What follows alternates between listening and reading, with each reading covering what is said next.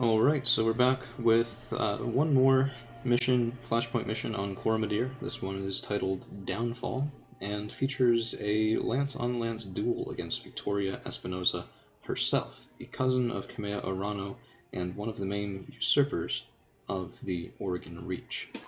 So, the Directorate himself has surrendered, but Victoria refuses, and Director Santiago is trying to maintain order, but to no avail.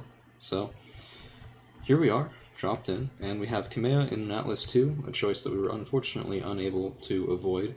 Now, it is a royal mech, so it is better than a standard Inner Sphere mech in terms of its tech. Double Ultra AC5, triple medium pulse, SRM6, LRM20. It's not a bad mech by any means. The issue we're going to have is that we have to keep Kamea alive, and this thing can only top out at 3 to 4 evasion pips on a full sprint. So we're going to have to make creative use of cover and just general evasion, and hope that we get a little bit lucky and that we can really hammer them pretty hard with our other mechs. So we do want to try to avoid friendly fire a little bit more than we managed in the last mission.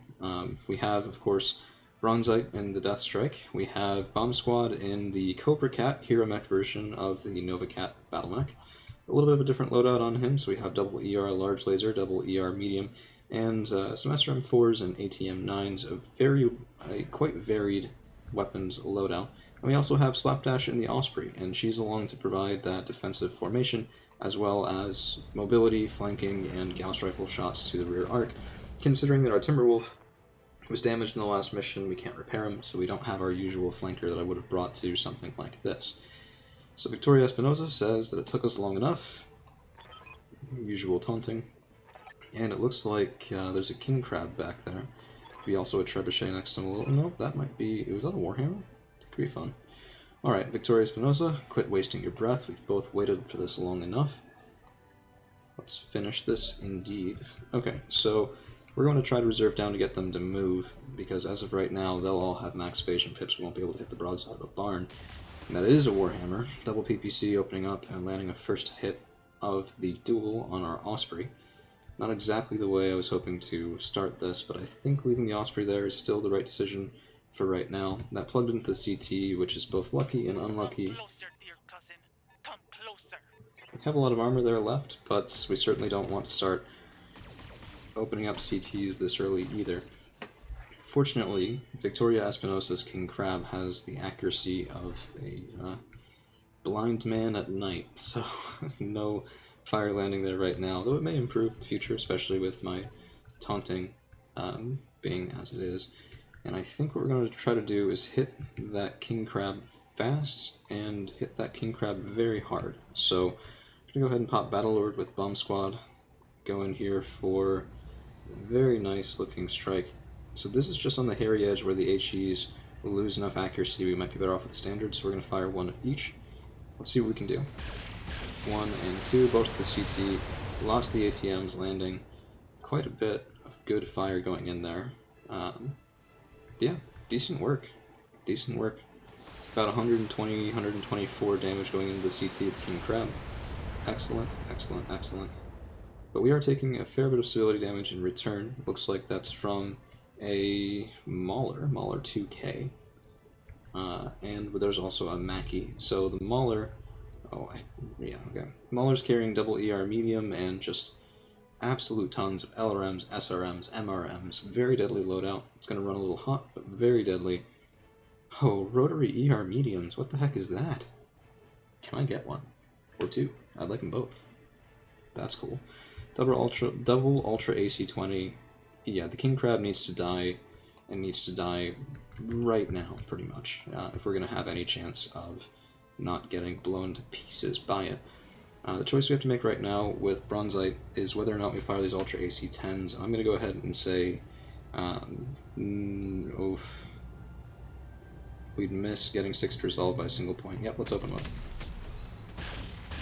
If we can core this mech out, selfishly that'll mean that we might be able to take those rotary ER mediums as salvage, but I just want that mech dead. The Cobra Cat does manage to avoid that next volley of fire headed his way, which is not bad at all, and now it's the Osprey's turn. Much as I want to drive up the center, the Osprey needs the full set of evasion to stay alive. So we're going to move up this way. We're going to also pop defensive formation to give ourselves a little bit more longevity and start firing in at the Mauler. Oh! Very nice head cap. Couldn't have asked for it at a better time. Natural head cap with Gauss rifle. That mech is just gone. So all of that fire is off the board very quickly, much quicker than I had expected it to be, which, I mean, that's excellent for us. Let's see. Yeah, we're going to have horrible accuracy with this thing. I think the Atlas II's best move is actually to sensor lock the King Crab, make Victoria Espinosa's accuracy worse, and also drop that evasion. We're going to be able to hit that mech a second time before he has a chance to go with everything except for the Death Strike. Well, I guess, well, okay, with half our lands. Let's get the Osprey moving up. See if we can take a precision strike. Come on. Another head cap is a little too much to ask for. We might get close to opening up that side torso, which is not what I wanted. I just want to core this mech out completely. Oof. Okay, Atlas takes a PPC, but hey, I mean, it's an Atlas. It's not even our best damage dealer. So long as Kamea doesn't die, I'm actually quite alright with that. And let's see what we can do. That's pretty good. Is that better? No. 4 evasion, 4 evasion. Okay, we're going to stay in the water. The sprint is a little bit risky, but with all those missiles off the field, I'm feeling kind of okay with it. Switch over to both on HE. See if we can get a kill here. We opened up the CT. We killed... Okay, so I think we also opened up that side torso. Yeah, a little hard to tell, but yep. Yeah, we did. We did kill the Haywire medium, which is a little unfortunate, but only 80 left in that CT. We're going to try and kill it with focused, targeted firepower. I don't want a ton of crit seeking in here. I don't want to completely demolish this mech. So instead, what we're going to do is... How much is left? 80. Ultra autocannons 10 lead the way. Oh, and we missed. No. Oh, goodness. That's the exact opposite of what I wanted. We hit everywhere but the CT with those 4 shots. Oh, panic eject! Oh, man. Okay, Victoria Espinosa has ejected all of this death, the coup, perdition, mastiff, all of it for nothing. Kamea Arano, it was always for nothing, Victoria. The director was never going to be the return to glory that your father promised.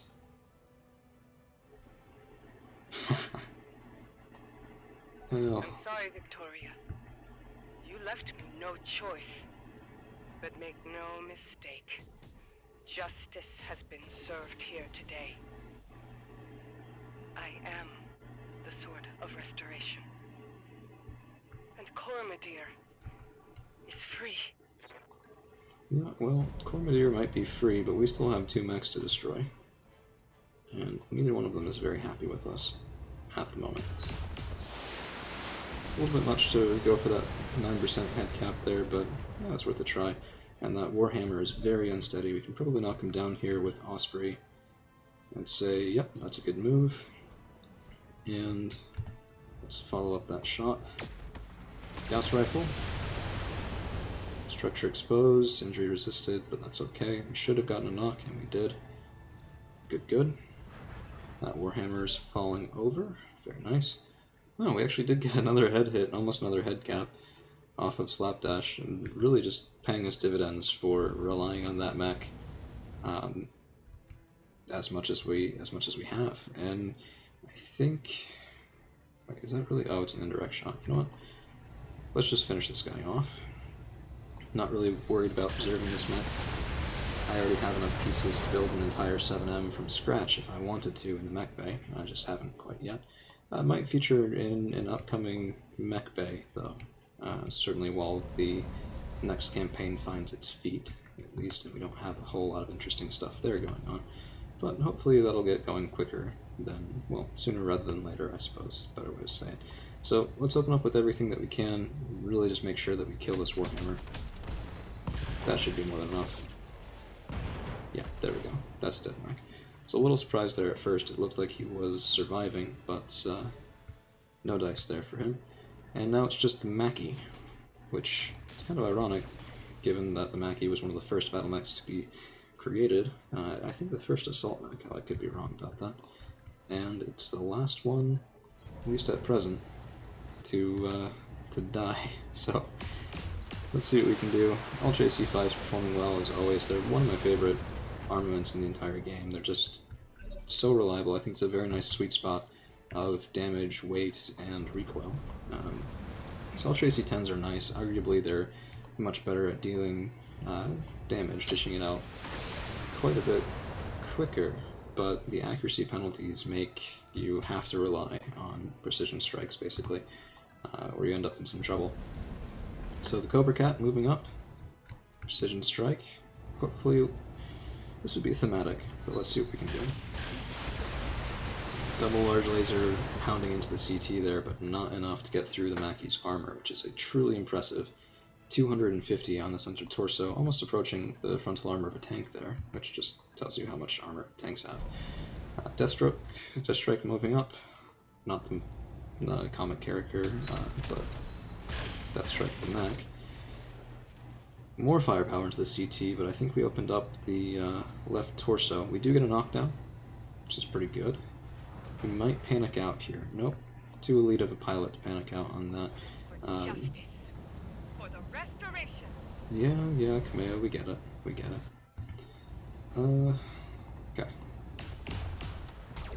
Come on. If you can't kill this Mackie, I would be severely down here. And you can't kill the Mackie. Okay, pilot eject. There it is. That's the fight. Mission successful. This will conclude this campaign, so we'll start back another time here with just as repeatable episodes for just another campaign starting from scratch. We'll probably won't do the main campaign flashpoints again. I mean, those all exist here in Bomb Squad for Hire, but we'll do other things. We'll work for some other houses. We'll probably do the DLC flashpoints sequence along with some other just random flashpoints that we see from time to time. More of a focus on duels, quick missions, other mission types, things like that, and other mech builds that we didn't have the luck to pick up this time around. So thank you all for hanging around, and yeah, we'll see you real soon.